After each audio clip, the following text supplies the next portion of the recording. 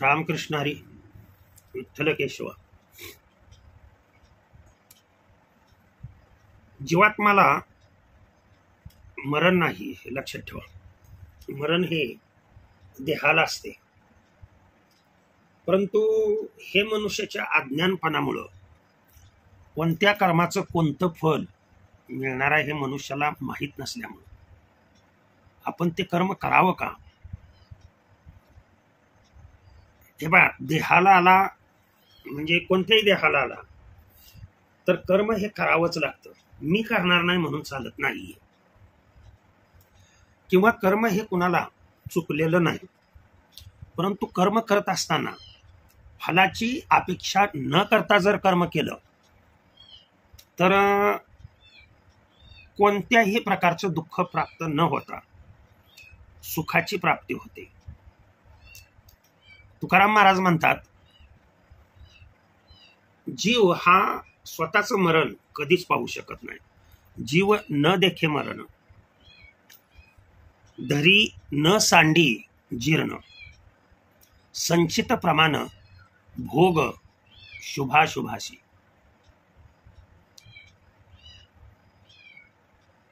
हे सत्य आहे. प्रत्येक मनुष्य आपलं मरण नाही पाहू शकत. नीट लक्ष द्या. आपलं मरण कोण, हे संताशिवाय जे भगवंताला पूर्णपणे अर्पित झालेले आहेत त्यांच्याशिवाय. प्रत्येक जीव हा देवाचाच अंश आहे, पण त्या जीवाने जन्म झाला की त्याला पाठीमागच्या जन्माचं विस्मरण होतं, आणि ते विस्मरण झालेलंच अतिशय योग्य असतं बरं का. लक्षात ठेवा, जीवाचं जे प्रारब्ध कर्म आहे आणि त्या प्रारब्ध कर्माच्या फलभोगाचं जे कारण आहे हे जीवाला पूर्णपणे, जीव त्यापासून पूर्णपणे अज्ञात असतो. म्हणजे माहित नसतं जीवाला आपण गेल्या जन्मात कोण होतो, आणि ते माहीत नसलेलंच खूप चांगलं असतं. ते माहीत नाही म्हणून सर्व प्रकारचे जे व्यवहार आहेत आपले, हे सगळा मायेने रचलेला खेळ आहे. लक्षात ठेवा. माया म्हणजे ही माया असे, ती माया कशाला म्हणायचं, माया नसलेलं जे दाखवते, आलं का लक्षात, तिला माया म्हणतात. परंतु ते नसलेलं भासवणे, ते आपल्याला भासवतं, दृश्य दिसतं, आणि तेच खरं वाटल्यामुळं आपण दुःख भोगतो बरं का. प्रमाण याच्यासाठी अनेक आहेत, परंतु योग्य वेळेला योग्य गोष्ट कळणं आयुष्यामध्ये कशा पद्धतीनं महत्वाचं आहे ते मी तुम्हाला एक भोजराजाची कथा तुम्हाला सांगतो मी. म्हणजे तुमच्या लक्षात येईल की आपण खरोखरच आपण जे गेल्या जन्माच्या बाबतीमध्ये जे अज्ञात आहोत, जर गेल्या जन्मात आपण कोण होतो हे जर आपल्याला माहीत झालं तर हे जीवन जगणं अतिशय अवघड होऊन जाईल. आणि ही सत्य परिस्थिती आहे, लक्षात ठेवा. काय असतं, भोजराजाची कथा तुम्हाला सांगतो. भोजराजा स्नानाला एके दिवशी बसल्यानंतर भोजराजाची जी पत्नी होती, लक्षात ठेवा, ती पत्नी दररोज भोजराजाला 2 तास उठणे चोळून आंघोळ घालायची. आलं का लक्षात. मग हे दररोजचा कार्यक्रम तिचा चालू होता. परंतु एक दिवस असा झाला, आणि यामध्ये भोजराजालाही खूप आनंद मिळत असे की माझी पत्नी, माझी पट्टराणी मला रोज उठणं चोळून तास 2-2 तास आंघोळ घालते, आनंद मिळत असे. एके दिवशी अशीच 2 तास झाले, 3 तास झाले, 4 तास झाले, तरी सुद्धा राजा म्हणायचा तो आणखीन उठणं लाव आणि तुम्हाला आणखीन आंघोळ घाल. दोनदा झालं, तीनदा झालं, 3 तास, 4 तास, 5 तास. अहो म्हणले काय दिवसभर आंघोळच करणार आहे का काय? नाही म्हणले तुम्हाला आंघोळच घाल. म्हणून ती पट्टराणी हसली. परंतु या हसण्यामुळं भोजराजाला जरा थोडीसे अपमान वाटला की आपली पत्नी आपला हट्ट मी सांगितला तर हसली. जरा थोडस त्याला ते फील झालं, वाईट वाटलं. हिनं आपली मस्करी केली म्हणून भोजराजा म्हणाला, तू का हसलीस? कशासाठी हसली? काय कारण? तुझ्या हसण्याचं कारण काय? तेव्हा ती पत्नी अगदी हात जोडून म्हटली, महाराज, याचं कारण, मी हसण्याचं कारण तुम्हाला माझी धाकटी बहीण जी शेजारच्या नगरामध्ये राहते ती तुम्हाला सांगू शकेल. निश्चित सांगेन. मग आता हे कारण जाणून घेण्यासाठी एखाद्याला जर क्युरियस नेचरमध्ये ठेवलं की का बाबा हसली का ही आणि ही का सांगणार, काय कारण, तिने बहिणीकडे का आपल्याला पाठवलं, ती जाणून घेण्याची उत्सुकता त्या राजाच्या मनामध्ये निर्माण झाली. तो दुसऱ्या दिवशी लगेच ज्या नगरी महाराणी म्हणून, बरं का, आता ही कसं आहे, बहीण जर एका देशाची राणी असेल, एका राज्याची राणी असेल, तर दुसरी बहीण काय भिकाऱ्याची राणी असणार? ती सुद्धा राजाचीच राणी. दुसऱ्या दिवशी ताबडतोब घोडा काढला आणि घोड्यावरती बसून राणीनं तिच्या धाकट्या बहिणीकडे उत्तर मिळेल ती उत्तर सांगेल म्हणून भोजराजा तिच्याकडे चालू लागला. मेव्हणा आला, मेव्हणा आला, आलं का लक्षात? आणि त्यातल्या त्यात थोरला मेव्हणा म्हणजे थोडंसं मानपान झाल्यानंतर भोजराजा आणखीन काही विचारायच्या आतच त्या पट्टराणीची म्हणजे भोजराजाच्या पत्नीची धाकटी बहीण ती म्हटली, अहो तुम्ही कशासाठी आला आहात हे मला माहित आहे, तुमच्या येण्याचं कारण काय आहे ते मला माहित आहे. असं म्हटल्यानंतर भोजराजाला जरा विशेषच वाटायला लागलं. अरे मी हिला काहीही सांगितलं नाही आणि ही तर म्हणते तुम्ही कशासाठी आलाय. त्याचं कारण मी सांगते तुम्हाला, उत्तर सांगते म्हणून. फार विचित्र खेळ असतो बरं का, कर्माचा फार विचित्र खेळ असतो आणि हे प्रत्येक व्यक्तीला अज्ञात असतं, माहीत नसतं. म्हणून त्या व्यक्तीला हे जीवन किंवा सुखदुःखाची प्राप्ती ही होत असते. मी आवर्जून एक विषय इथे मांडू इच्छितो. भगवंत हा देताना भेदभाव कधीच करत नाही, सर्वांना समान तो देतो. फक्त काय द्यायचं, दुःख द्यायचं का सुख द्यायचं, हे ज्याच्या त्याच्या गेल्या जन्मातल्या कर्मानुसार त्याला ते मिळतं. भगवंत घेत कधीच नाही, देतोच तो. मग कुणाला दुःख देईल, कुणाला सुख देईल, ज्याचं जसं कर्म आहे पाठीमागचं. कर्माविषयी बोलतोय मी, लक्षात ठेवा. आणि हे कर्म, गेल्या जन्मातलं कर्म हे ज्ञात नसल्यामुळं आणि त्या कर्माचं फळ काय आहे हे ज्ञात नसल्यामुळं जगतामध्ये, या जगामध्ये मनुष्य कशाही पद्धतीनं स्वैरवय वागत असतो. तसं म्हटल्यानंतर सायंकाळ झाली, म्हणले तुम्ही आजच्या दिवस मुक्काम करा. मग त्या रात्री त्या भोजराजाच्या या पत्नीची धाकटी बहीण ती भोजराजाला सांगते की हे पहा, म्हणलं मी सांगते ते नीट ऐका. म्हणलं मी गरोदर आहे म्हणले. आता मला माझ्या पोटी उद्या पुत्र जन्माला येईल आणि पुत्र जन्माला आला की मी त्याच दिवशी आजारी पडेल आणि माझा मृत्यू होईल. कोण सांगते? बहीण. ऐकतंय कोण? भोजराज. आणि मग तुम्हाला निश्चित कारण काय आहे ती योग्य वेळ आल्यानंतर मी तुम्हाला सांगते. पण पुढं कथा विशेष आहे, लक्ष देऊन ऐका. मात्र लक्षात ठेवा म्हटले, ज्या वेळेला माझा मृत्यू होईल तेव्हा माझ्या 10वा झाल्यानंतर 10व्यापर्यंत लक्षात ठेवा, प्रत्येक मनुष्य 10वा 12व्या दिवसापासून 13व्या दिवसापासून पुढे त्याची वाटचाल पुढच्या जन्माची सुरू होते.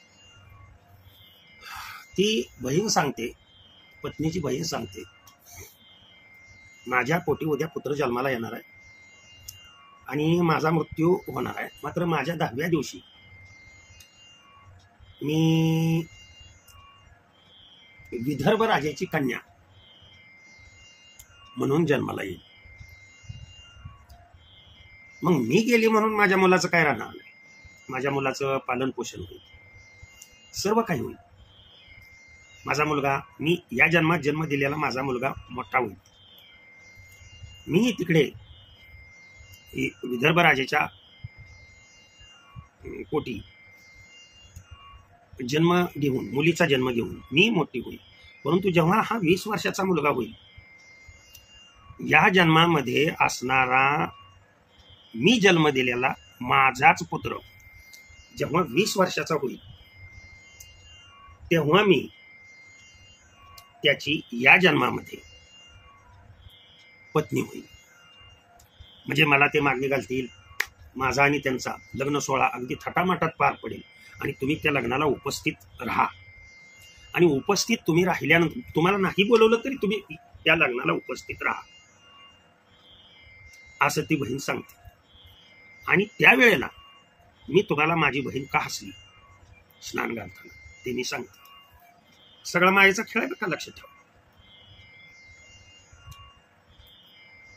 योग्य वेळेला योग्य वेळ पाहून बोलणं करावं. जर वेळ न पाहता बोलणं केलं, नवऱ्याकडून एखादी आपल्याला गोष्ट हवी असेल तर नवऱ्याची अवस्था बघावी आणि मग आपली इच्छा प्रयुक्त करावी. तो जर रागात असेल बाहेरून आल्यानंतर आणि तुम्ही जर एखादी वस्तू मागितली तर ती मिळेल का तुम्हाला? नाही. तशा पद्धतीनं ती बहीण म्हणणारी, तिनं हे सांगितलं की माझ्याच पोटी या जन्मात आलेला पुत्र पुढच्या जन्मामध्ये माझा तो पती होईल. आता हा दृष्टांत तुम्ही ह्याच्यासाठी देऊ शकता बरं का. पती जन्मला माझ्या उदरी, मायेचा खेळ आहे. मी झाले तयाची नवरी. झालं. जशा पद्धतीनं ती म्हटली होती तशा पद्धतीनं दुसऱ्या दिवशी मुलाला जन्म दिला, संध्याकाळी तिचा मृत्यू झाला. आलं का लक्षात? तर राजाला तो राजपुत्र मोठा होईपर्यंत 20 वर्षापर्यंत वाट पाहावी लागली. 20 वर्षानंतर नववधू बघण्याचा कार्यक्रम चालू झाला. तर ही विदर्भ राजाची कन्या, म्हणजे ती मृत झालेली धाकटी बहीण,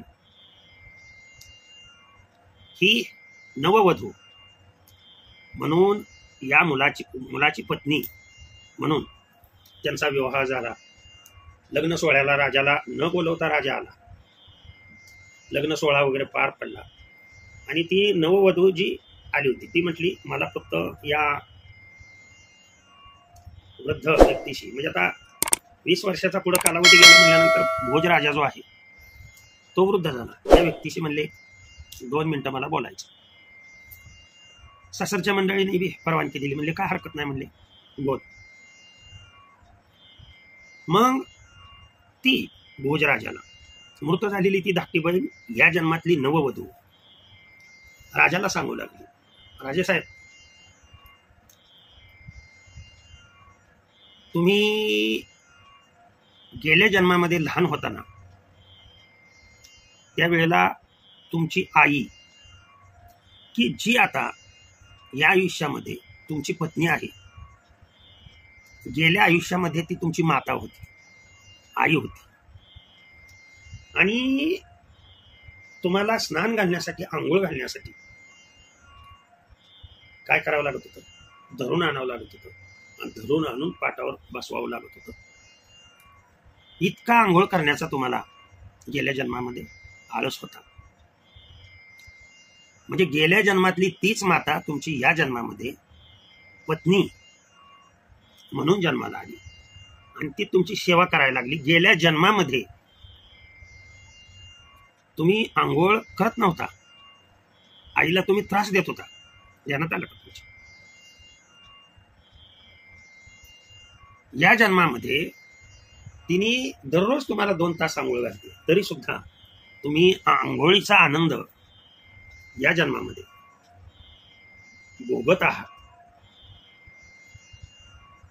त्या जन्मातलं माझ्या बहिणीला, थोरल्या बहिणीला क्षणिक स्मरण झालं की अरे गेल्या जन्मात हा माझा मुलगा होता, त्याला आंघोळीसाठी मला खूप त्रास देत होता, आणि या जन्मात मला आंघोळ घाल म्हणून माझ्या मागे लागलं, आणि म्हणून त्या जन्माचं तिला स्मरण झाल्यामुळे ती हसली. लहान मुलं हसतात बघ, आलं का लक्षात? सांगायचंय मला काय, परंतु बहीण काय म्हटली ती पहा. तुम्हाला जर हे कारण माझ्या बहिणीने त्यावेळेला सांगितलं असतं तर तुम्हाला कळलं असतं की माझी पत्नी म्हणून मी जी स्वीकारली ती माझी आई आहे, मी तिचा पुत्र आहे. तर तुमचं दाम्पत्य जीवन जे आहे, पूर्ण संसारिक जीवन, हे बिघडून गेलं असतं. तुम्हाला उत्पत्ती म्हणजे मुलं झाली नसती, कारण तुमच्या मनामध्ये त्यावेळेला जर सांगितलं असतं तुम्हाला तिनं, तर हे जे प्रजा वाढली पुढं ती वाढली नसती. कारण पुत्र आईशी ज्ञात असताना भोगविलास कसा करू शकतो, आणि त्याच्यामुळे तुमचा वंश खुंटला असता. लक्षात ठेवा, हा सर्व मायेचा बाजार असतो. मला काय यातून सांगायचं आहे ते पहा. गेल्या जन्माचं विस्मरण, या जन्मामध्ये प्रत्येकाला गेल्या जन्मात आपण कोण होतो ह्याचं विस्मरण पडणं का आवश्यक आहे? कारण त्याच्याशिवाय हे मायारचित सृष्टी मधले व्यवहार चालू शकत नाही. हे भगवान श्रीकृष्ण हे कथा सांगतात बरं का, लक्षात ठेवा. म्हणजे जर प्रमाणात सांगायचं म्हटलं तर भरपूर ह्याच्यामध्ये प्रमाणात देता येतील. प्रारब्ध हाती जन, लक्षात ठेवा. तुम्ही कशावरती हा दृष्टांत देऊ शकता? सुख सीन पावत असे, सुख दुःखाची प्राप्ती जी आहे, लक्षात ठेवा, ते गेल्या जन्मात केलेलं आपण जे कर्तृत्व कर्म आहे त्या कर्मानुसार आपणाला या जन्मामध्ये भोगावं लागतं. हे असं ज्ञात ज्या व्यक्तीला आहे ती व्यक्ती, लक्षात ठेवा, आनंदी असते. कारण प्रारब्ध न चुके भोगल्या वाचुनी संचित जाणून शुद्ध करा. भगवंताची सेवा करणं, भगवंताचं चिंतन करणं हे आपल्यासाठी, कारण हे माया जे आहे ती मृगजळासारखी आहे. लक्षात ठेवा, जे जे कृत्य तुम्ही गेल्या जन्मात जे जे काय करता ते तुम्हाला या जन्मामध्ये, लक्षात ठेवा, भोगावं लागतं. म्हणजे तुम्ही हे फक्त तुम्हाला त्याचं स्मरण राहत नाही, ह्याच्यावरती तुम्ही दुसरंही प्रमाण देऊ शकता. प्रमाणाने काय केले कर्म झाले तेची भोगा आले, याच्यावरतीही उपजले मेले आयसे किती, किंवा आगा कर्मी जे उरावे. तुम्ही कशा कशावरती हा दृष्टांत देऊ शकता ते मी सांगायला लागलो. ते तीही सुखदुःखी फळावे आणि तया ते भोगावया यावे देहायका माऊली वर्णन करतात. तर जे कृत्य आपण या जन्मामध्ये करतो त्या कृत्याचं फल आपल्याला पुढील जन्मामध्ये म्हणजे या जन्मामध्ये सुखदुःखाची प्राप्ती जी होती ती कुणीही मी असं केलं नसतं तर असं घडलं नसतं. स्वतःकडे त्याचं कर्तृत्व शक्ती स्वतःकडे न घेता जे जे घडतंय ते प्रारब्धानुसार घडतंय. प्रयत्न करत राहणे आणि त्याच पद्धतीनं भगवंत आपणाला बुद्धी देत असतो. बघा फक्त ते पाप आहे का ते पुण्य आहे हे ठरवायचा अधिकार मनुष्याला नाही. आलं का लक्षात?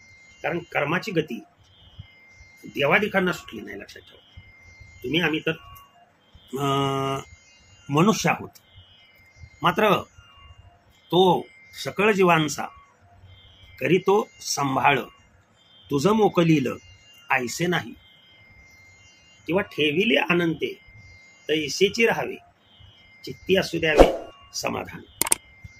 असं समजून जर नामस्मरण केलं तर पुढचा जन्म निश्चित तुमचा चांगला असू शकेल. म्हणजे या जन्मामध्ये तुमची जी पत्नी आहे ती गेल्या जन्मामध्ये आई असू शकते, बहीण असू शकते, कोणी असू शकते. मात्र तुम्ही जे जे कृत्य छळाचं असेल कशाचंही असेल या जन्मात कराल ते तुम्हाला पुढच्या जन्मामध्ये भोगावं लागेल. पहा दृष्टांत भोजराजाची कथा मी सांगितली.